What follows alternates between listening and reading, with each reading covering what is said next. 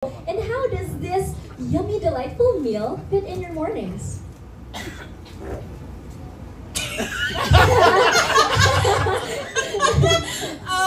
morning po muna sa ating lahat. Good morning po. Happy World Egg Day, Mommy. Good morning, Mommy. Good morning naman sa inyo.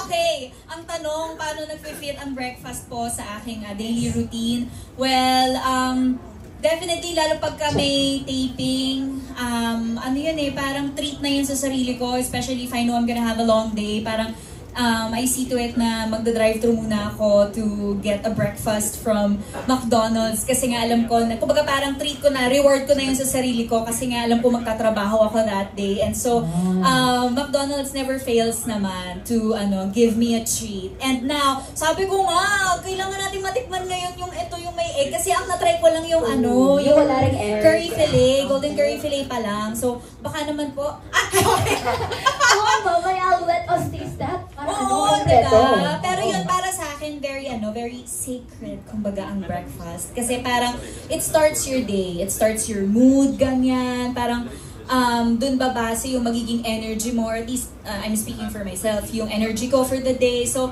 I usually have heavy breakfast. Katulad kanina, kasi nandito na ako so nauna na akong umorder ng ng sausage, egg McMuffin, tapos, yes! Pero ang confession ko kasi, hindi ako masyado sa hash brown, mas fries. I eat it with fries.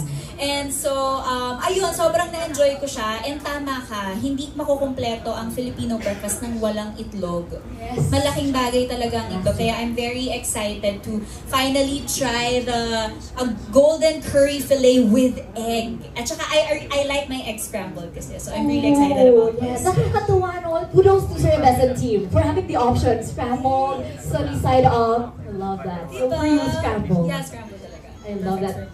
Thank you, Barbie. Thank you, And Steph. parang nag-breakfast na siya, no? So, kailangan mahawa tayong lahat. Say, Barbie, let's go! Yes, let's go! Yes. This is what McDonald's breakfast does to you, eh? Ganun Energy! Exactly. Guys, can you hear a big yes for breakfast?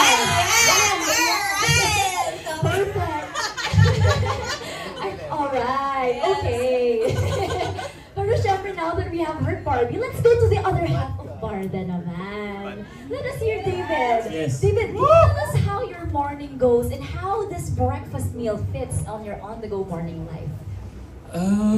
First thing I do in the morning is mag-workout. Tapos, natry ko yung mga morning routine ko and then mag-breakfast ako na masarap. Kasi syempre, I feel like kung masarap yung breakfast mo, you're gonna have a good day. Diba? So, ayun, yung ginagawa ko.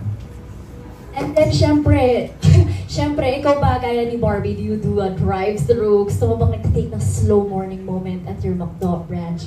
O, Wala akong McDo branch, pero, Coming soon. Coming soon maybe. Yeah, paminsan ko na may taping. Syempre, minsan nalilate ako. Ay, madalas pala. Sorry po, sa mga managers na nakikinig. So, mag-drive-thru na lang ako para hindi masyadong mali.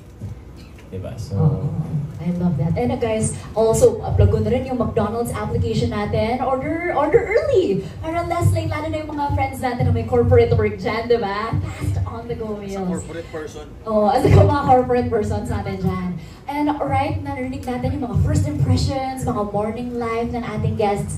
And